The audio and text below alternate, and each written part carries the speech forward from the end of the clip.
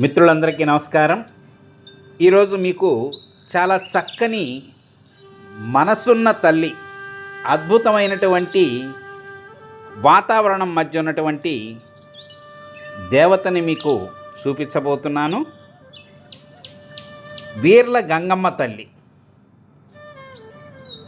ఇది 900 సంవత్సరాల క్రితం చోళరాజుల కాలం నాడు గుర్తించినట్లు చెప్తారు. చుట్టూ గ్రానైట్ కొండలు, నల్లగా నిగనిగలాడుతున్నటువంటి గ్రానైట్ కొండలు. అలాగే ఆ దారి వెంట వెళుతుండగా పచ్చని పంట పొలాలు అందంగా ఉంటాయి. పచ్చని చీర కప్పుకున్నట్లుగా ఉంటాయి. అయితే ఈ గ్రానైట్ కొండలు తొలచటం వల్ల అక్కడ ప్రకృతి అందాలు కొద్దిగా చెడిపోయినట్లు మనకు కనిపిస్తుంటాయి. కానీ చక్కని గాలి, ఆ గాలిలో కాస్తంత కాలుష్యం కూడా ఉంది.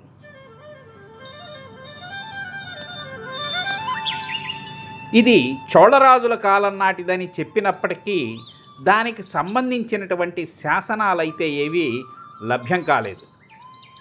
ఇది చూస్తుంటే మనసు చాలా పులకించిపోతుంది. ఎందుకంటే నా చిన్నతనంలో 45 సంవత్సరాల క్రితం వచ్చినప్పుడు ఈ ప్రాంతం అంతా దట్టమైనటువంటి పొదలు, కొండరాళ్ళు, చాలా చిత్తడిగా కూడా ఉండేది.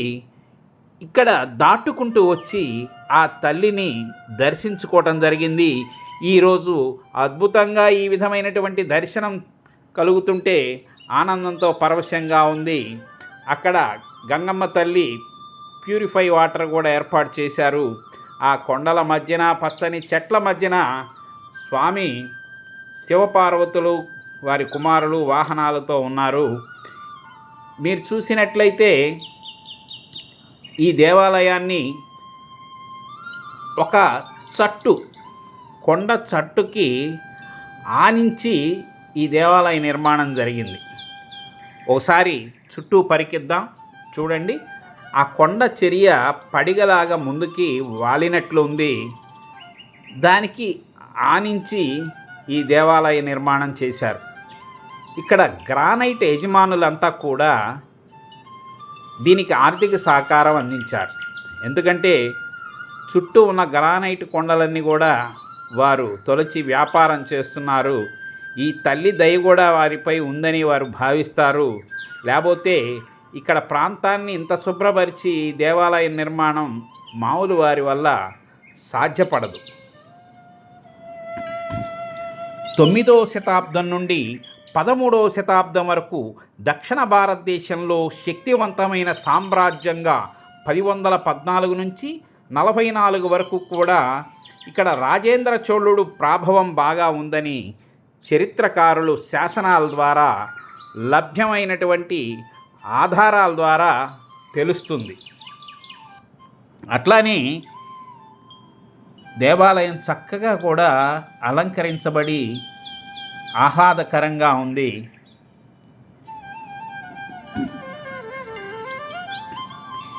ఎక్కువగా గ్రామదేవతలను ఆ ప్రాంతాన్ని బట్టి పిలుస్తుంటారు.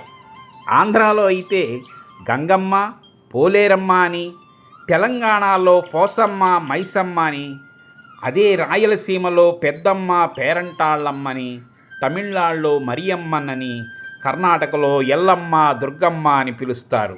అదిగో గంగమ్మ తల్లి చట్టుకి ఆని అట్లా మనకి దర్శనమిస్తుంది.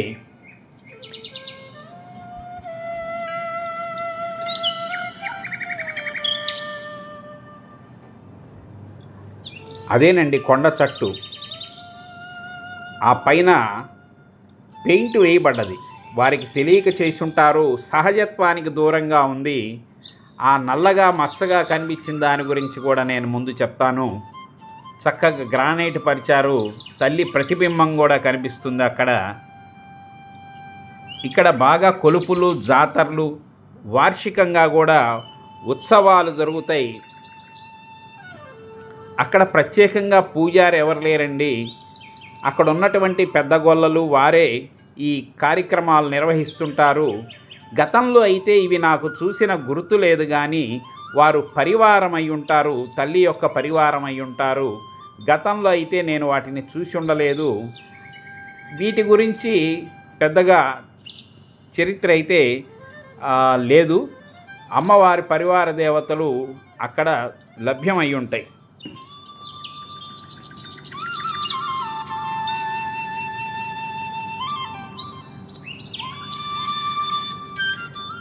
గ్రామదేవత స్థానిక భాష, సంస్కృతి, అక్కడ ఉన్న జానపదాలను బట్టి ఉంటుంది.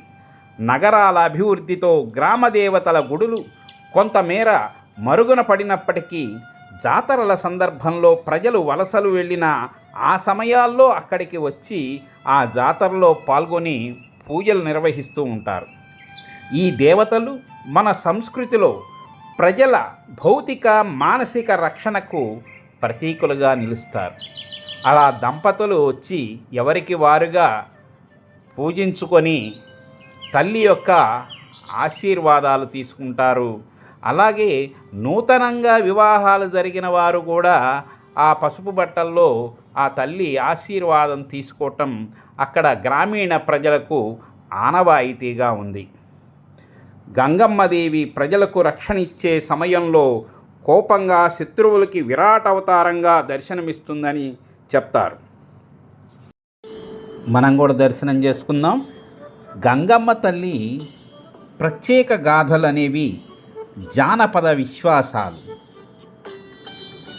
అలాగే ప్రజల నమ్మకాలు, అక్కడ గ్రామాల చరిత్ర నుంచి వెలిసినవే ఈ గాథలు. తల్లిని శక్తిగా, రక్షకురాలిగా భక్తులు చూస్తూ ఉంటారు. ఈ గ్రామదేవతలు అందరికీ ఒక్కొక్క చోట ఒక్కొక్క కథనం ఉంటుంది. ఇక్కడ ఉన్న కథనాన్ని కూడా మీకు చెప్తాను నేను ఇప్పుడు. యూట్యూబ్ ప్రేక్షకులకి నమస్కారం. ఈరోజు వీర్ల గంగమ్మ తల్లి దగ్గరికి మనం వచ్చాం.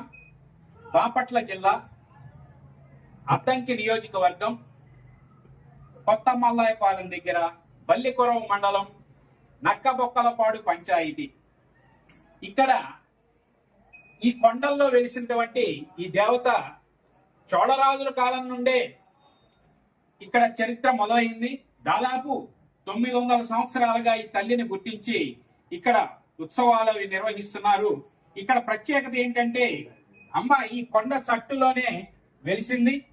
ఇక్కడ ఎప్పుడూ కూడా, ఇప్పుడంటే కొంత పెయింట్ వేయబడ్డది, కానీ పూర్వం రోజుల్లో నా చిన్నతనంలో కూడా 45 సంవత్సరాల క్రితం ఇక్కడికి రావటం జరిగింది. ఇక్కడ చూసినట్లయితే ఈ చట్టుకి ఎప్పుడు నేతి చెమ్మ వస్తూ ఉంటుంది. ఇక్కడ గమనించినట్లయితే చేతికి చెమ్మ అంటుతూ ఉంటుంది. ఇది పూర్వం అప్పటి నుంచి ఎప్పుడైతే మానవులు గుర్తించారో ఈ తల్లిని, ఆనాటి నుంచి ఈనాటి వరకు కూడా ఇట కొండకి చెమ్మ రావటం అనేది మనం గమనిస్తున్నాం. ఈ తల్లి యొక్క ఆశీస్సులు పొంది ధన్యులు కావాలని కోరుకుంటున్నాం. అందరూ కూడా ఈ దేవాలయాన్ని వీక్షించండి. మొదట కేవలం ఈ చట్టు వరకే ఉన్నది. తర్వాత భక్తులు ఈ యొక్క నిర్మాణం అంతా, దేవాలయం నిర్మాణం చేసి ప్రతి సంవత్సరం ఏప్రిల్ నెలలో చైత్ర శుద్ధ పౌర్ణమి నాడు ఈ యొక్క గంగమ్మ తల్లి జాతర అద్వితీయంగా, అమోఘంగా జరుగుతుంది. కాబట్టి అందరూ కూడా ఈ దేవాలయాన్ని దర్శించి తల్లి కృపకు పాత్రులు కావాలని కోరుకుంటున్నాం. సర్వే జనాః సుఖినో భవంతు. ఈ దేవాలయం దర్శించాలంటే నస్రావుపేట నుంచి 33 కిలోమీటర్లు ఉంటుంది, వయా సంతమాగులూరు నుండి బల్లికొర వెళ్ళే మార్గంలో. అలాగే చిలకలూరుపేట నుండి 23 కిలోమీటర్లు ఉంటుంది, వయా బొప్పూడి మీద గుండా. ఈ దేవాలయాన్ని దర్శించడానికి మంచి అవకాశం. సొంత వెహికల్స్లో వస్తే బాగుంటుంది. ఆర్టీసీ అంత సదుపాయంగా ఉండదు. బయట చక్కగా నాగేంద్ర స్వామి పుట్ట ఉంది. ఎక్కడైతే నాగుల పుట్ట ఉంటుందో అక్కడ నాగేంద్రుడిని అర్చించటం, పూజించటం మన హిందూ సాంప్రదాయంగా ఉంది. అందరూ కూడా ఈ వీడియోని షేర్ చేయండి, లైక్ చేయండి, సబ్స్క్రైబ్ చేయండి. మరిన్ని ఆధ్యాత్మిక వీడియోలు మీ ముందు ఉంచడానికి నేను గట్టిగా ప్రయత్నిస్తాను. సర్వే జనా సుఖినో భవంతు.